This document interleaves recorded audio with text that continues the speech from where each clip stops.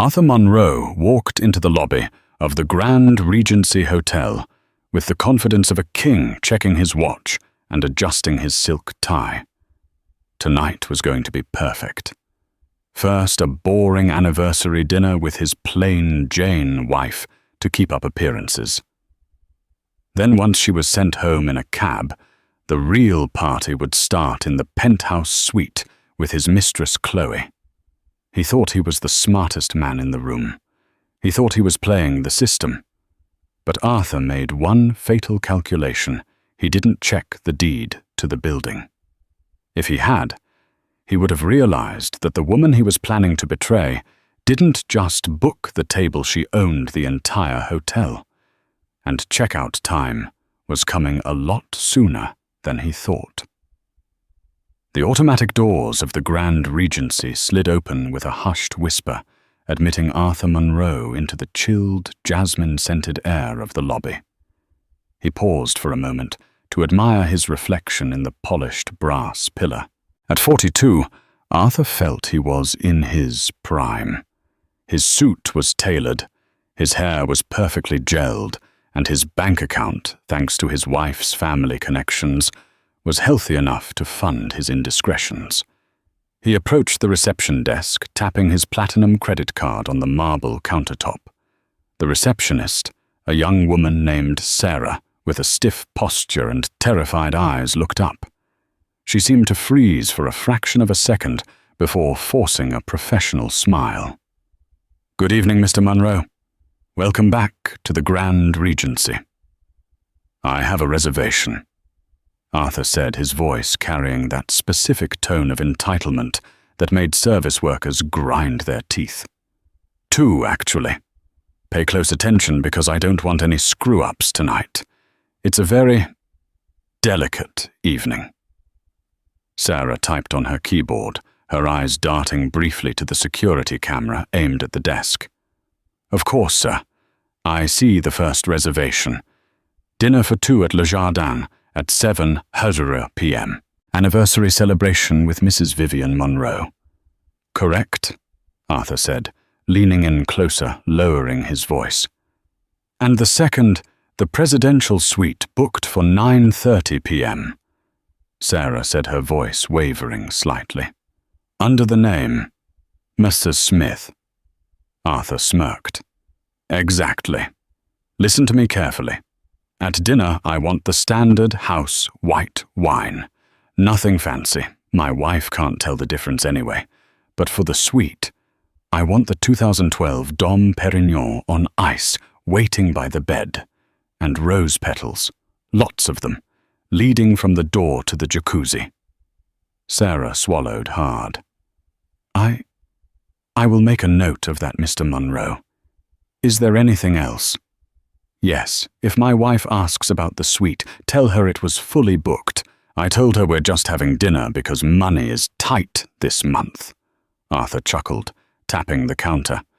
"After dinner, I'll put her in a taxi, tell her I have an emergency conference call with the Tokyo partners, and then I'll be back for the room key. Do you understand?" "Crystal clear, sir." "Good girl." Arthur snatched his card back. "I'm going to the bar to make a call. Don't keep me waiting when I come back." Arthur turned on his heel and strode toward the hotel bar, unaware that the moment his back was turned, Sarah picked up the landline phone. Her hands were shaking. She dialed a single-digit 1. "He's here, ma'am," Sarah whispered into the receiver. "He ordered the cheap wine for you and the Dom Perignon for the mistress. He's using the Mr. Smith alias for the suite." Arthur, oblivious to the eyes burning into his back, sat on a velvet stool and pulled out his phone. He dialed Chloe. She picked up on the first ring. "Artie." Chloe's voice was high-pitched and sugary. "Are we still on? I bought that red lingerie you like. It cost a fortune, so you better appreciate it." "Baby, you know I'm good for it," Arthur purred, signaling the bartender for a scotch. "Everything is set. I just have to sit through 2 hours of torture with Vivian. She's been nagging me about this anniversary for months. 10 years is a milestone, Arthur, she says. He mocked his wife's soft voice cruelly. I just need to feed her, give her some cheap earrings I bought on sale, and send her packing. Then the night belongs to us. You promise? Chloe asked. I don't want to be waiting in the lobby like a loser. I promise. 9:30 p.m. Walk right in. I'll leave a key for you at the desk under Mrs. Smith. You'll be drinking champagne in the jacuzzi while Vivian is at home knitting or whatever boring women do. Arthur laughed, a sound that echoed in the high ceilings of the bar. He felt invincible. He had the wife who secured his social standing and the mistress who stroked his ego. He took a sip of his scotch, checking his reflection again. What Arthur didn't see was the bartender, a man named Leonard, who had worked at the hotel for 20 years, staring at him with pure venom. Leonard caught the eye of the concierge across the room and gave a subtle nod. The trap wasn't just set. The jaws were already closing. Arthur finished his drink and checked the time. 6:55 p.m. Showtime. He buttoned his jacket and walked toward the entrance of Le Jardin, the hotel's exclusive restaurant. He put on his devoted husband mask, practicing a smile that didn't reach his eyes. He saw Vivian sitting at a corner table. She was wearing a simple navy dress, her hair pulled back in a modest bun.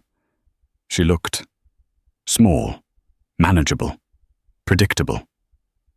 Arthur approached the table, leaning down to kiss her cheek. Happy anniversary, darling. Sorry I'm late. Traffic was a nightmare.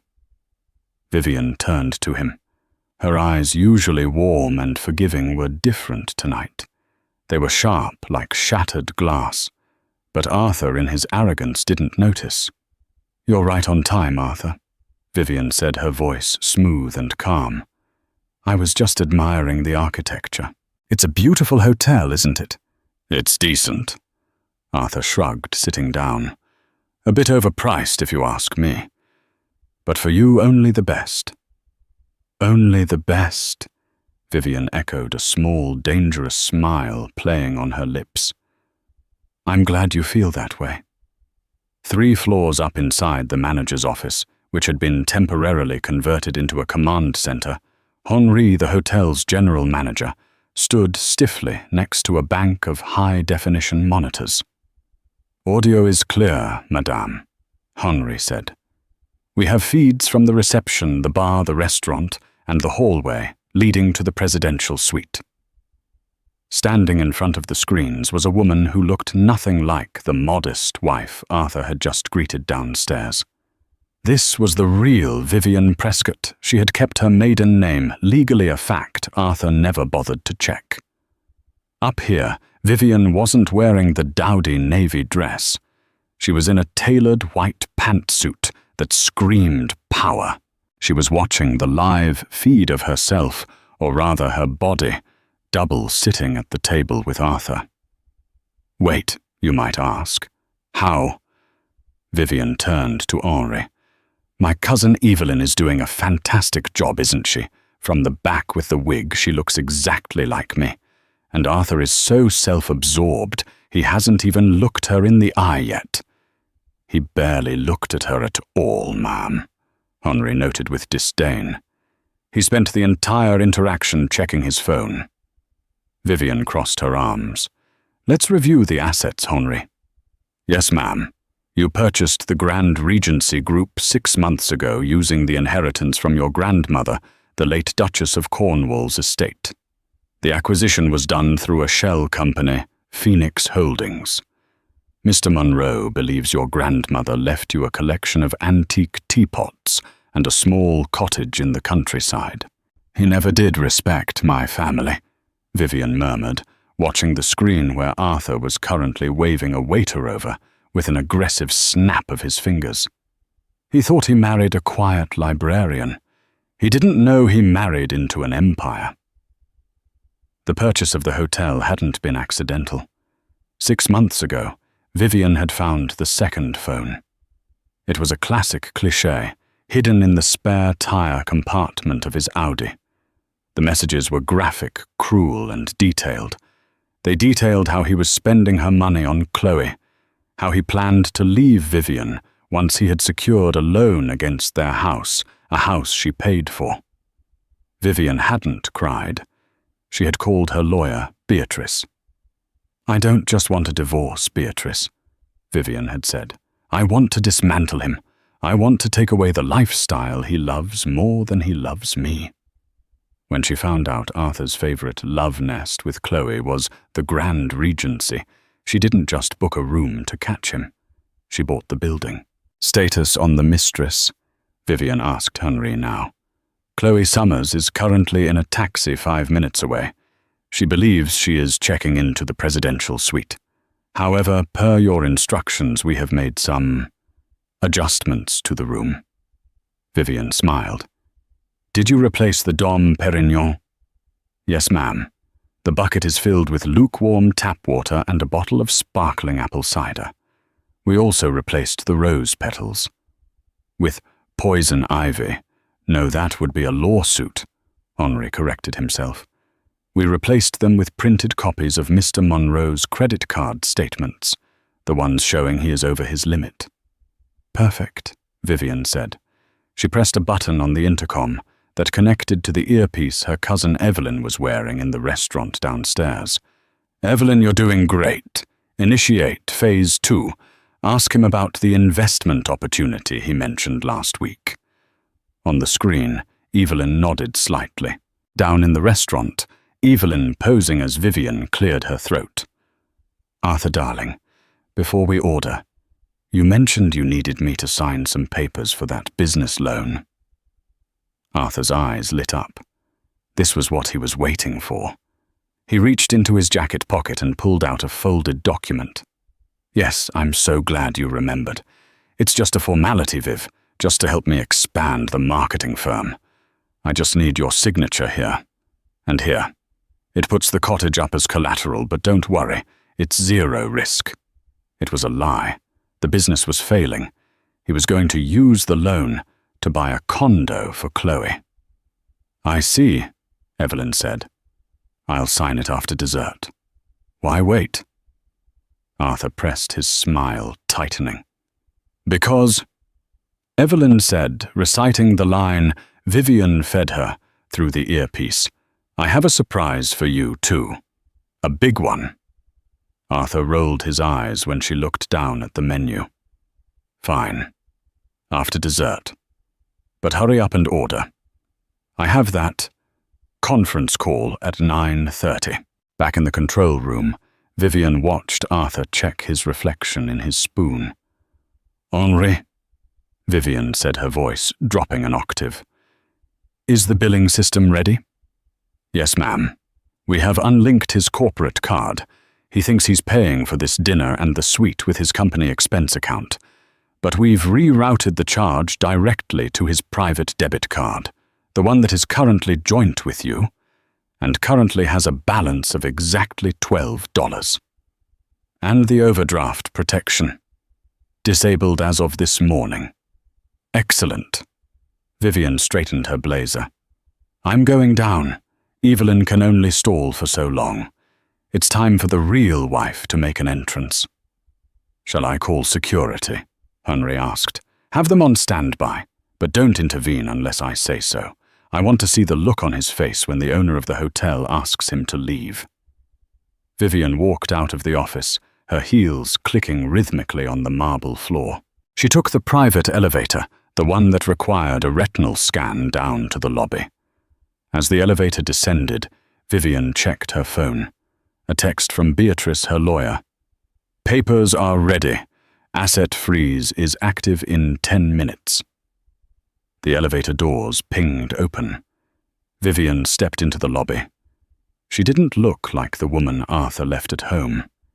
She had let her hair down in cascading waves, applied a bold red lipstick, and the white suit was sharp enough to cut glass. She saw Chloe entering through the revolving doors. The mistress was wearing a trench coat that was too short and heels that were too high. Chloe marched to the desk. "Reservation for Smith," Chloe snapped at Sarah. "Presidential suite." Sarah looked up, then looked past Chloe to see Vivian approaching from the elevators. Sarah gave a tiny nod to Vivian. "I'm sorry, miss," Sarah said loudly. "There seems to be a problem with the payment on that room. The card was declined." "What?"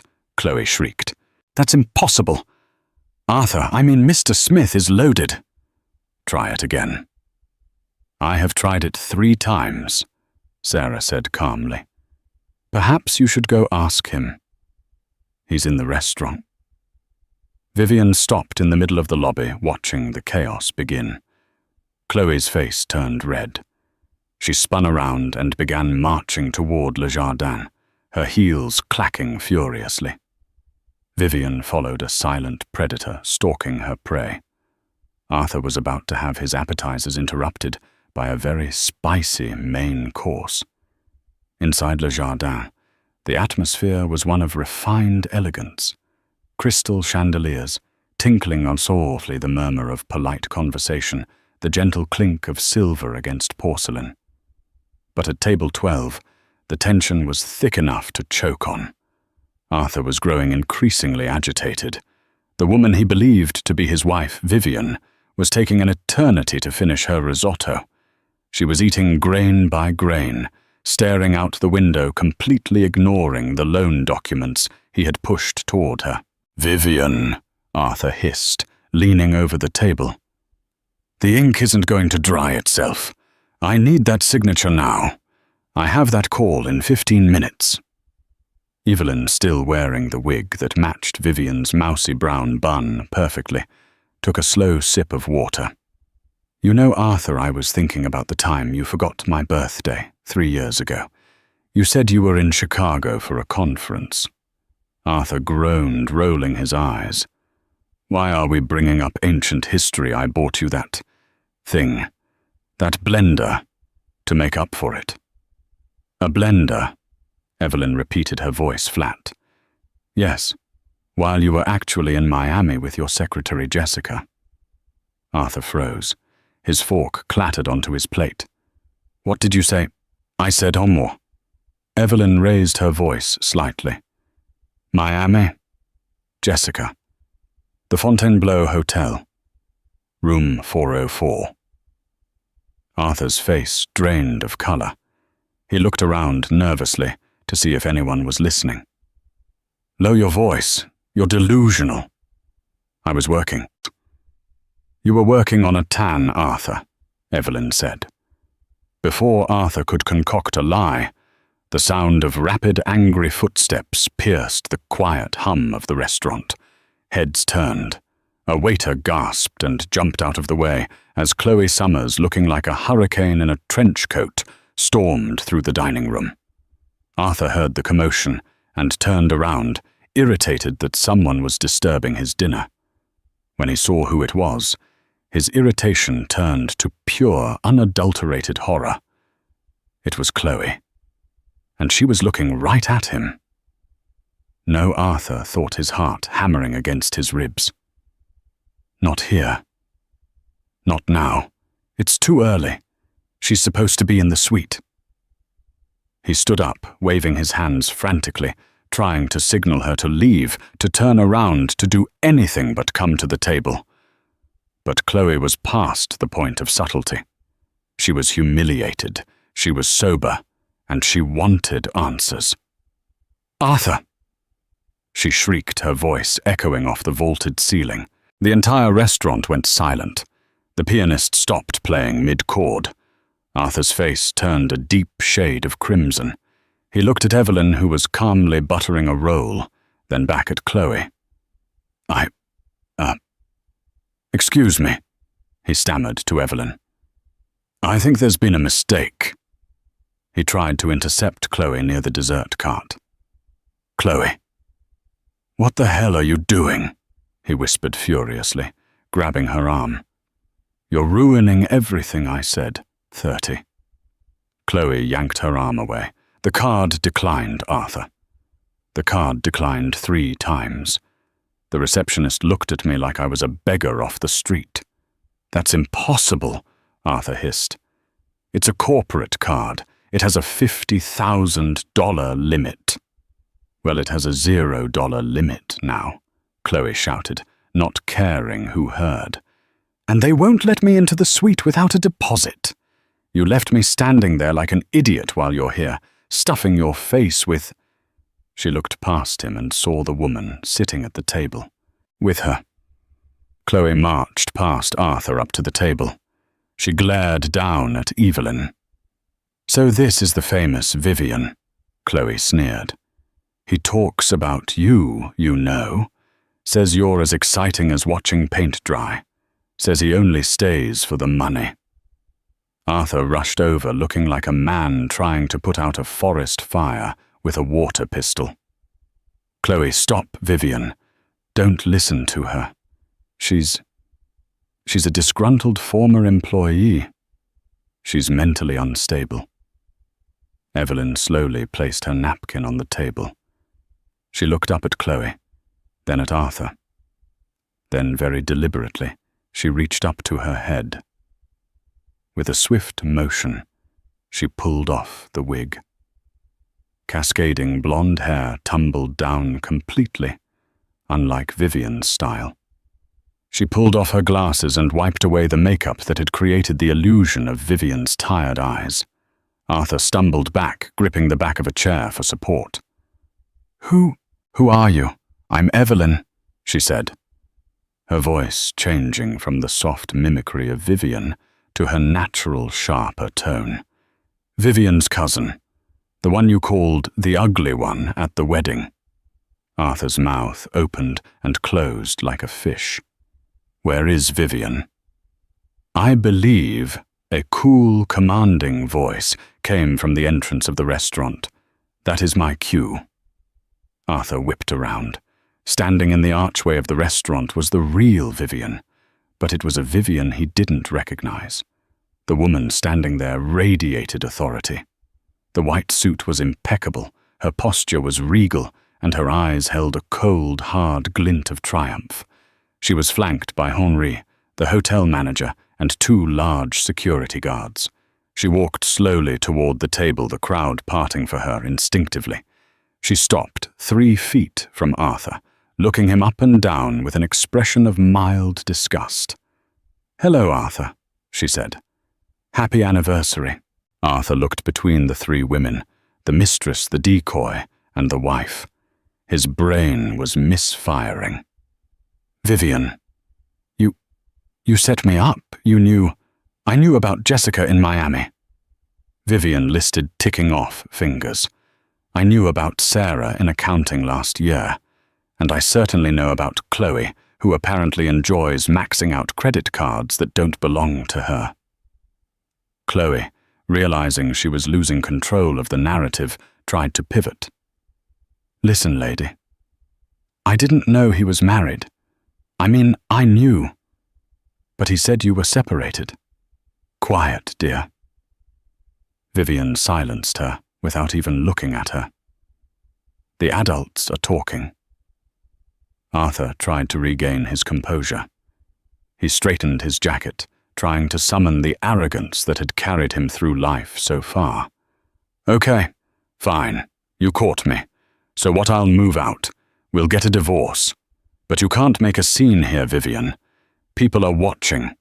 This is humiliating for you." "Humiliating for me." Vivian laughed, a dry, humorless sound. "Arthur, look around." Arthur looked. Every patron in the restaurant had their phone out. They were recording. "You care so much about your image," Vivian said. "Say hello to the internet." "I'm leaving," Arthur snapped.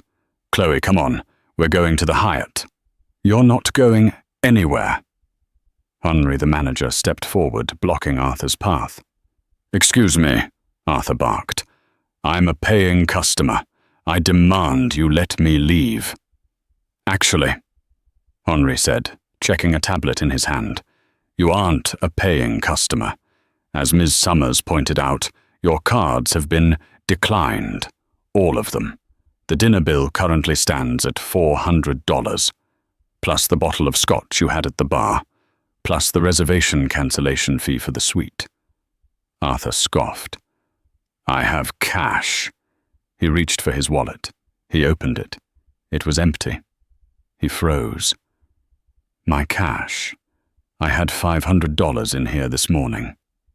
Vivian smirked. Did you spend it on that bracelet for Chloe? The one she's wearing right now. I saw the receipt in your jacket pocket while you were in the shower yesterday. Chloe instinctively covered her wrist. So, Henri said, crossing his arms, how do you intend to pay Mr. Monroe? We have a very strict policy regarding theft of services. The air in the restaurant was electric. Arthur Monroe, usually the man who commanded boardrooms, or at least pretended to, was now sweating profusely under the warm glow of the chandeliers. This is ridiculous, Arthur sputtered, trying to push past Henri. Put it on my tab. I've stayed here a dozen times. You know who I am. We know exactly who you are, Henri said, not moving an inch. You are Arthur Monroe, a man with 0 credit rating, a frozen bank account, and a pending lawsuit for fraud. Fraud, Arthur yelled. I haven't committed fraud. Not yet, Vivian interjected, stepping closer. She picked up the loan documents Arthur had been trying to get Evelyn to sign. She held them up to the light. But this is interesting. She scanned the paper. You told my double that this was a loan for your marketing firm to expand. But if you read the fine print on page 4, paragraph 3, Vivian put on a pair of reading glasses she pulled from her pocket. It says that the signatory agrees to transfer full title of the property located at 42 Oak Drive, my grandmother's cottage, to Monroe Ventures LLC for the sum of $1. The room gasped. Even Chloe looked shocked. You were trying to steal my house, Vivian said, her voice dangerously quiet. You weren't taking a loan against it. You were transferring the deed to yourself so you could sell it out from under me. Arthur's knees went weak. It was a protective measure for tax purposes. Save it for the judge, Vivian said, ripping the document in half. The sound of tearing paper was satisfyingly loud. She dropped the pieces onto his plate of half-eaten risotto. Now, Vivian continued, about that bill. I'll write a check, Arthur shouted. We don't accept checks from accounts that have been flagged for suspicious activity, Henri said smoothly. And Mrs. Monroe called the bank this morning to report that her joint account had been compromised by a third party. Arthur glared at Vivian. You froze the joint account. That's my money, too. Actually, Vivian corrected him, that account was funded 90% by my inheritance and 10% by your salary, which you mostly spent on gambling and gifts for women like Chloe. So I simply withdrew my 90%. I left you your share. It was... Let me check. She pulled out her phone. $12.50. Enjoy. Chloe let out a screech of indignation. You're broke. You told me you were a millionaire. I am, Arthur insisted, turning to his mistress. She's lying. She's just a vindictive housewife. Arthur, Vivian said, her voice cutting through his panic. Stop screaming. You're disturbing the guests. I don't care about the guests, Arthur roared, losing all control. I want to speak to the owner. Right now. Get the owner of this hotel down here. I'm going to have you all fired. I'll sue this place into the ground. He pointed a shaking finger at Henri. Get me the owner. Henri looked at Arthur with a mixture of pity and amusement. He slowly turned his head to look at Vivian. He bowed his head slightly. Madame, Henri said, he wishes to speak with you. Arthur stopped breathing. He looked at Henri. Then he looked at Vivian. "What?" Arthur whispered. Vivian took a step forward. The heels of her shoes clicked on the parquet floor like gavel strikes. "You want to speak to the owner, Arthur?" Vivian asked, a small, cruel smile playing on her lips. "You're looking at her." Arthur blinked his brain, unable to process the information. "No, that's impossible. You're a librarian. You have a grandmother who collects teapots." "My grandmother," Vivian said, "was the Duchess of Cornwall's second cousin. And she didn't just leave me a cottage. She left me a portfolio. When I found out about your affair, 6 months ago, I decided to diversify my assets." She spread her arms, gesturing to the opulent room around them. "I bought the Grand Regency Group 3 months ago, Arthur. Every time you brought Chloe here, you were paying me. Every drink you ordered, profit for me. Every time you tipped the valet to keep your secret, he came straight to me and reported it." Arthur felt the room spinning. He looked at Sarah, the receptionist who had come to the doorway. She waved. He looked at the bartender in the distance. He raised a glass. You own the hotel." Arthur croaked. "I own the hotel," Vivian confirmed. "I own the restaurant. I own the bar. I own the very chair you are standing next to. And frankly, Arthur, you are trespassing." Chloe, realizing the ship was sinking fast, tried to distance herself. She started to back away. "I didn't know, I swear." "He told me he was single." "Security," Vivian said calmly. 2 large men in dark suits stepped forward. "Escort Ms. Summers out," Vivian ordered. "She is banned from all Regency properties for life. If she returns, call the police for trespassing." "You can't do this!" Chloe screamed as a guard grabbed her arm. "I have rights. My purse is in the suite. Your purse is at the front desk," Sarah called out. "We packed it for you." As Chloe was dragged out, kicking and screaming, Arthur stood alone. He looked small. He looked defeated. But his ego wouldn't let him die gracefully. "You can't kick me out," Arthur sneered, trying to rally. "We are married. What's yours is mine. If you own this hotel, then we own this hotel. I'm not going anywhere." Vivian laughed. It was a genuine laugh this time. "Oh, Arthur, you really should have read the prenup." "We didn't sign a prenup," Arthur shouted. "I remember I refused." "You refused the first draft," Vivian said. "But the night before the wedding, when you were hungover, you signed a stack of vendor contracts I gave you. One of them wasn't for the florist." Arthur's face went pale grey. "But that's not even the best part," Vivian said, checking her watch. "The best part is what's waiting for you outside." "What?" Arthur asked, fear creeping into his voice. "I mentioned you were using the corporate card for personal expenses, right?" Vivian said. "Well, your business partner, Dave. He's a good friend of mine. I called him yesterday. I sent him the itemized receipts of everything you've charged to the company account over the last year. The hotels, the jewelry, the trips." Arthur grabbed the tablecloth. "No. Dave was not happy," Vivian said. "In fact, he was so unhappy he called the police. Embezzlement is a serious crime, Arthur."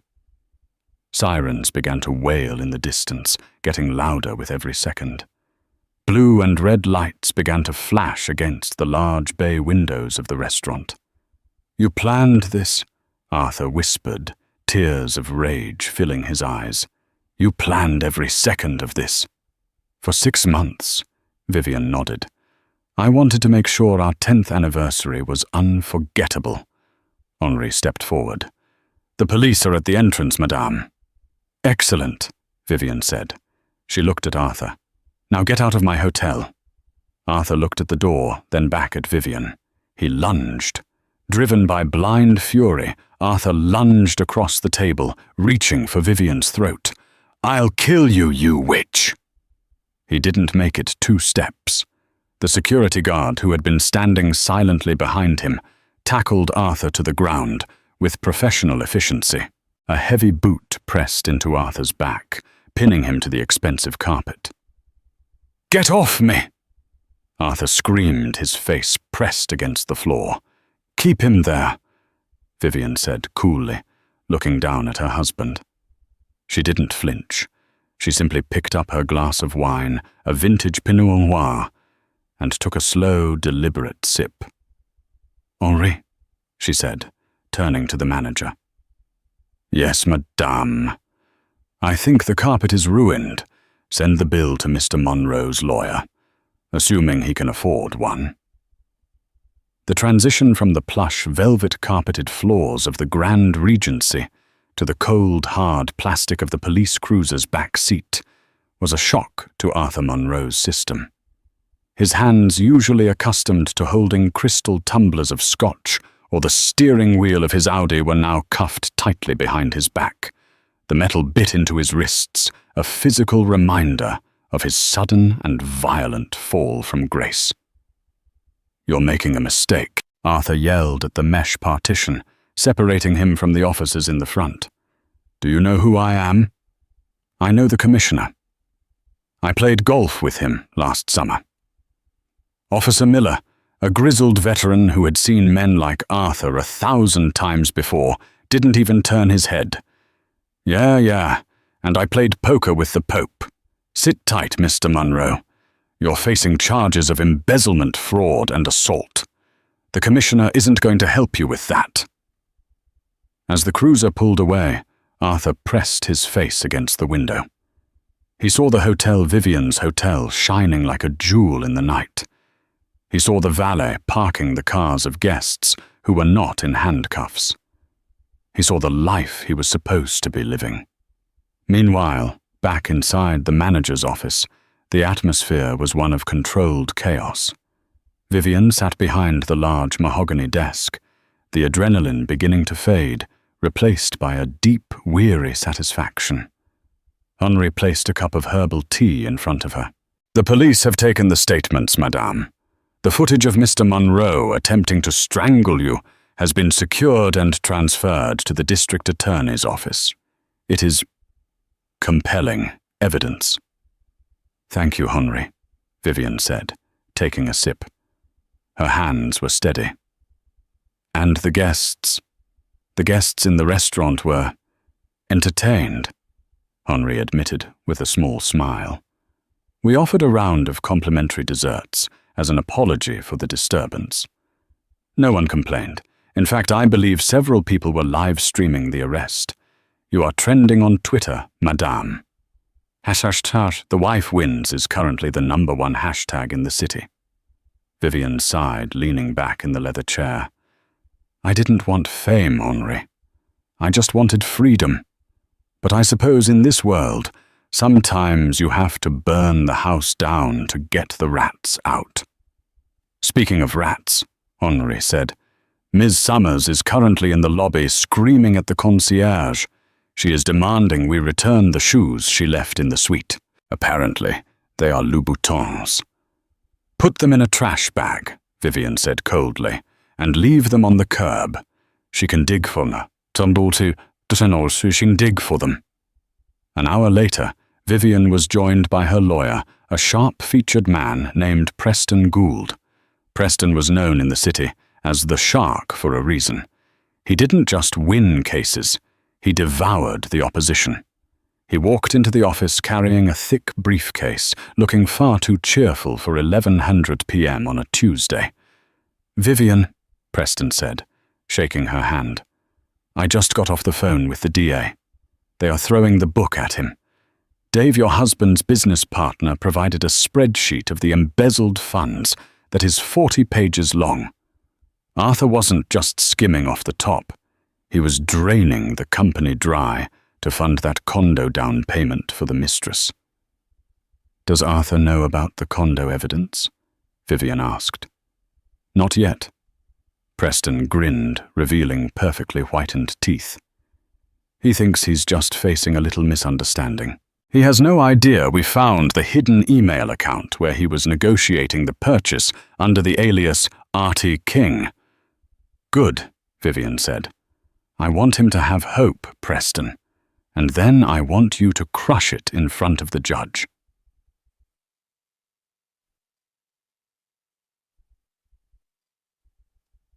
Across town, the reality of the situation was settling in for Arthur. The holding cell at the 4th Precinct smelled of bleach and unwashed bodies. He was sitting on a metal bench, his suit jacket wrinkled, his tie confiscated. He was allowed one phone call. He had thought about calling his mother, but she would just lecture him. He thought about calling Chloe. But after the scene in the restaurant, he knew that Bridge wasn't just burned. It was nuked. So he dialed his best friend and golfing buddy, Greg. Greg was a corporate lawyer. Greg would know what to do. The phone rang, and rang, and rang. Hello? Greg's voice finally answered, sounding groggy. Greg? Thank God, Arthur whispered, clutching the receiver. It's Artie. I'm in trouble, man. Big trouble. Vivian, she went crazy. She set me up. I'm at the 4th Precinct. I need you to come down here and represent me, or bail me out. I need 50 grand. There was a long silence on the other end of the line. Greg, Arthur. Greg said, his voice cold and distant. Don't call this number again. What, Greg? It's me. We're playing in the tournament next weekend. We're not playing anything, Arthur, Greg snapped. Vivian called me an hour ago. She showed me the texts where you bragged about sleeping with my sister at the Christmas party last year. Arthur's blood ran cold. He had forgotten about that. Greg, that was just talk. Locker room talk. My sister confirmed it, Greg said. Lose my number. And if you try to contact me or my family again, I'll add a harassment suit to your pile of problems. Click. The dial tone hummed in Arthur's ear. He stared at the phone, stunning realization washing over him. Vivian hadn't just taken his money. She hadn't just taken his freedom. She had systematically dismantled his entire social network. She had gotten to everyone. He sat back down on the cold bench, putting his head in his hands. For the first time in his life, Arthur Munro was completely, utterly alone. 3 days later, the arraignment of Arthur Munro was the hottest ticket in town. The story of the anniversary ambush had gone viral, and the courtroom was packed with reporters, curious onlookers, and former associates of Arthur who wanted to see the train wreck in person. Arthur walked into the courtroom wearing an orange jumpsuit. His request to wear a suit had been denied because his assets were frozen, and no one had bothered to bring him one from home. He looked haggard. He hadn't slept in 72 hours. The jail soap had dried out his skin, and without his hair gel he looked 10 years older. He scanned the front row. There, sitting calmly with her hands folded in her lap, was Vivian. She looked radiant in a navy blue dress, projecting the image of the dignified, grieving wife who had been wronged. Next to her was Preston Gould, looking like a predator smelling blood. Arthur had been assigned a public defender, a young, overworked man named Mr. Henderson, who looked like he hadn't slept in a week either. All rise, the bailiff announced. The Honourable Judge Harrington presiding. Judge Harrington was a stern woman with a reputation for zero tolerance regarding white-collar crime. She took her seat and peered over her glasses at Arthur. Mr. Munro. Judge Harrington began, her voice echoing in the silent room. You are charged with 1 count of grand larceny, 1 count of assault, and 24 counts of wire fraud. How do you plead? Not guilty, Arthur shouted before his lawyer could stand up. This is a setup. My wife is behind this. Mr. Henderson winced and pulled Arthur down by his sleeve. Your Honor, my client pleads not guilty. Very well, Judge Harrington said. We will move to bail. Mr. Prosecutor. The prosecutor stood up. Your Honor, the state requests bail be denied. Mr. Monroe is a flight risk. He has made multiple mentions in seized emails about moving to a non-extradition country if his business ventures failed. Furthermore, he has no ties to the community anymore, as his wife has filed for divorce, and restraining orders have been issued by his former business partners. Objection! Arthur yelled again. I have ties. I own a house. Preston Gould stood up from the gallery, buttoning his jacket. Your Honor, if I may speak on behalf of the victim, Mrs. Vivian Monroe. Proceed, Mr. Gould. Thank you. Regarding the house Mr. Monroe refers to, Preston said, pulling a document from his briefcase. My client, Mrs. Monroe, is the sole owner of the property at 42 Oak Drive. As of this morning, she has changed the locks and listed the property for rent. Mr. Monroe has no legal claim to the residence, as evidenced by the deed which has been in the Prescott family for 3 generations. Mr. Monroe simply lived there. Rent-free, I might add. Laughter rippled through the courtroom. Arthur turned purple. Furthermore, Preston continued, the defense claims Mr. Monroe has assets. However, forensic accounting shows that Mr. Monroe's personal accounts are overdrawn by $40,000. His credit cards are maxed out. He is, for all intents and purposes, destitute. Judge Harrington nodded. Bail is set at $1 million. Next case. $1 million, Arthur gasped. I don't have that, Vivian. Vivian, help me. You can't leave me in there. Arthur turned to look at his wife. Desperation clawing at his throat. He expected to see anger. He expected to see hate. But Vivian just looked at him with a blank, indifferent expression. She didn't smile. She didn't frown. She looked at him the way one looks at a stranger on the bus. As the bailiffs dragged him away, Arthur saw someone else in the back row. It was Chloe. She was wearing oversized sunglasses and a hat trying to be incognito. But as Arthur passed her, she lowered her glasses. Chloe, Arthur cried out. Chloe, you have to testify for me. Tell them it was a misunderstanding. Chloe looked at him. Then she looked at Vivian. Vivian gave her a barely perceptible nod. I'm testifying for the prosecution, Arthur, Chloe said, her voice cutting through the noise. They offered me immunity if I explained how you forged the company checks. Sorry, babe. I don't look good in orange. Arthur's legs gave out. The bailiffs had to physically carry him out of the doors. The trial that followed 2 months later was less of a legal battle and more of a public execution. Preston Gould was merciless. He called witness after witness. First came Dave, the business partner.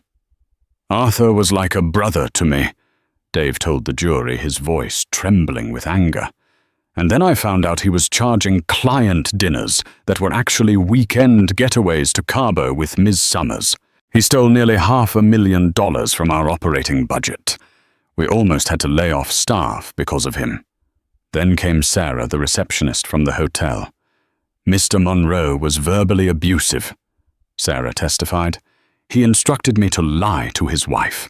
He tried to use a company card for a personal suite. He was arrogant and cruel. Then came the digital forensics expert. They projected Arthur's text messages onto a giant screen for the jury to see.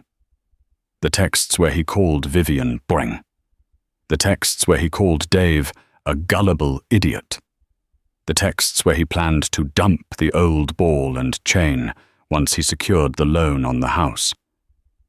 Every word Arthur had written in secret was now being read aloud by a court clerk in a monotone voice.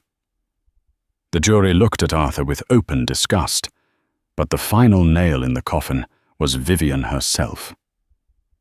When Vivian took the stand, the room went silent. She didn't play the victim. She played the CEO. "Mrs. Monroe," the prosecutor asked, "when did you discover your husband's infidelity?" "6 months ago," Vivian stated clearly. "And why did you wait so long to confront him?"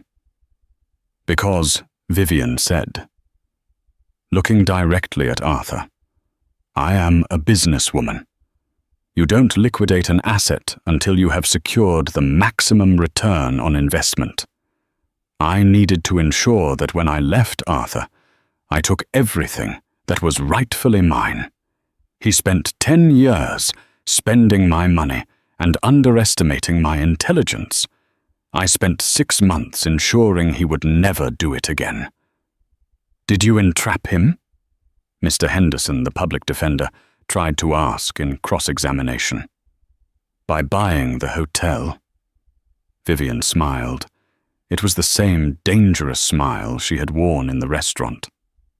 "Mr. Henderson, I simply invested in real estate. Is it my fault that my husband chose my hotel to conduct his affair?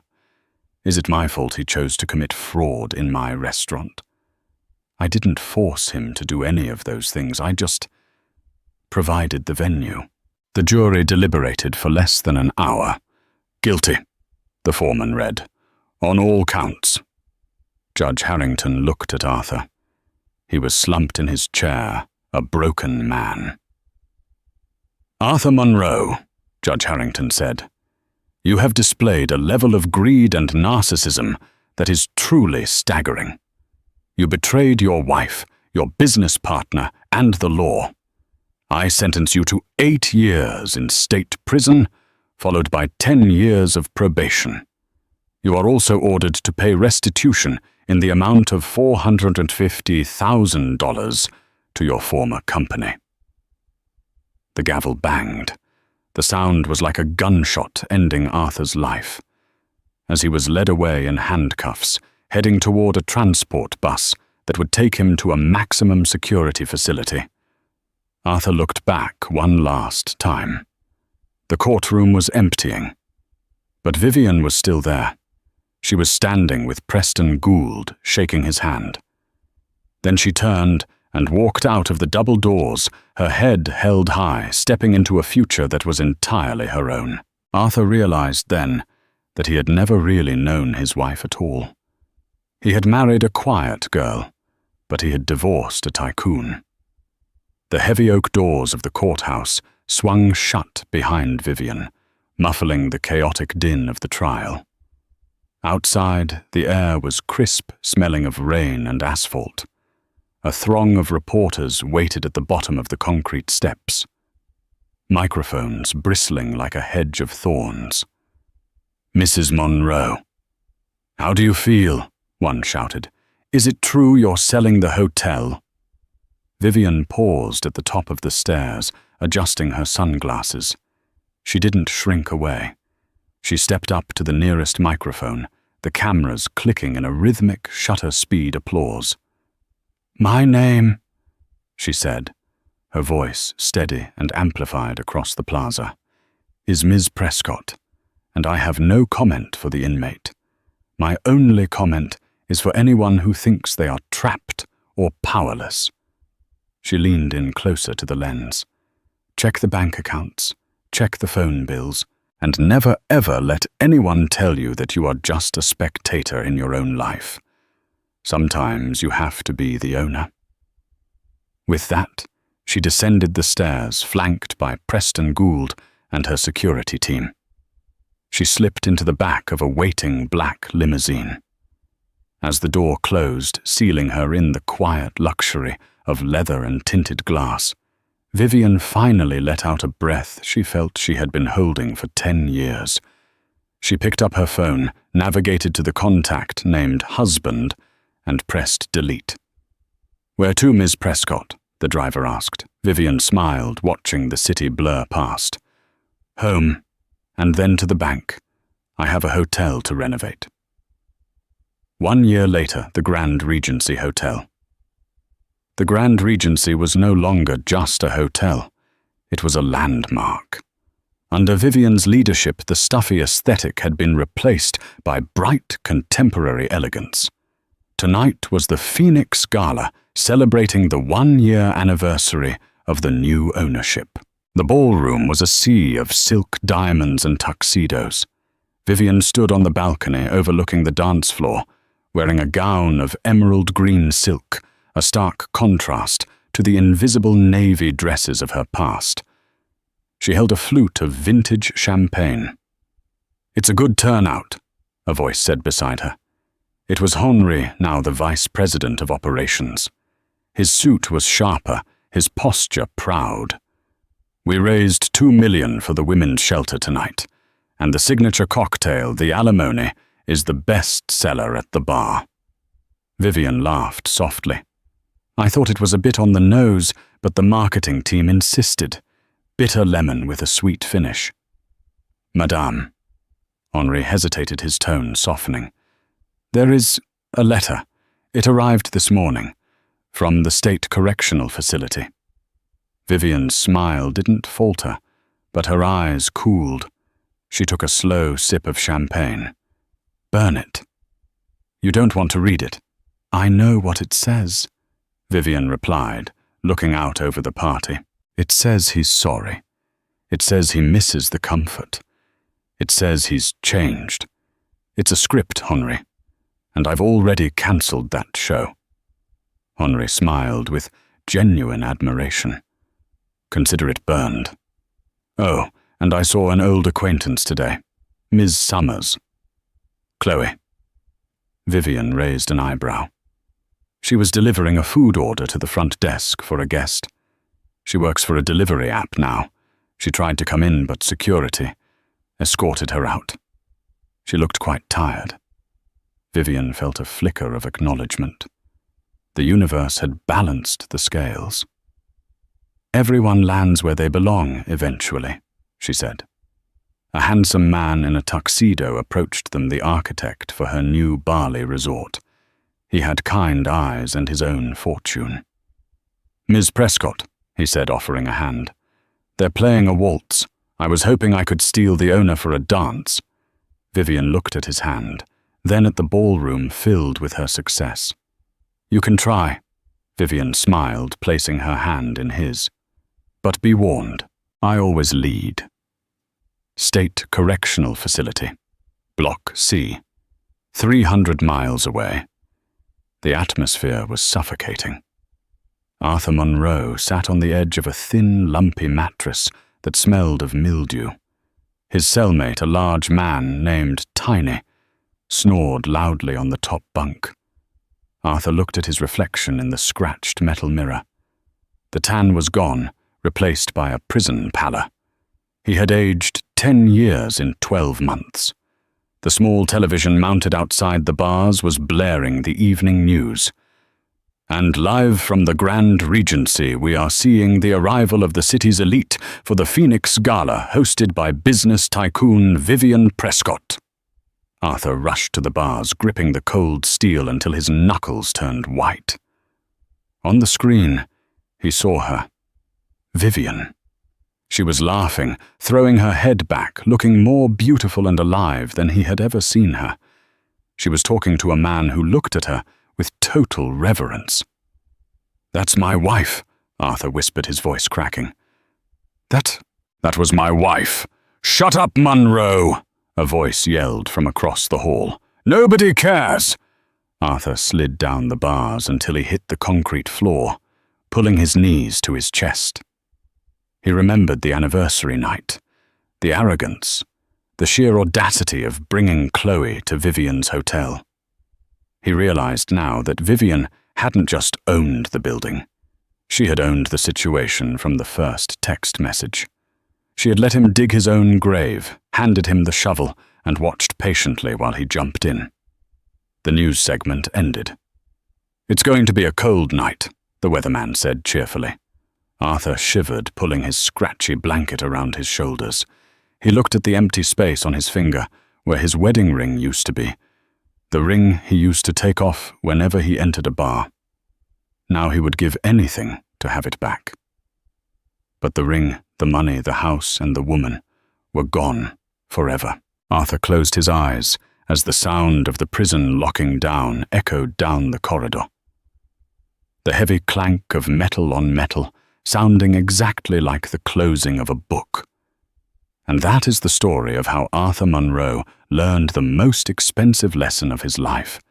Never underestimate the person you sleep next to. He thought Vivian was just a quiet wife he could manipulate, but he failed to realize that while he was playing checkers, she was playing 4D chess, and she owned the board. It's a brutal reminder that karma doesn't always come instantly.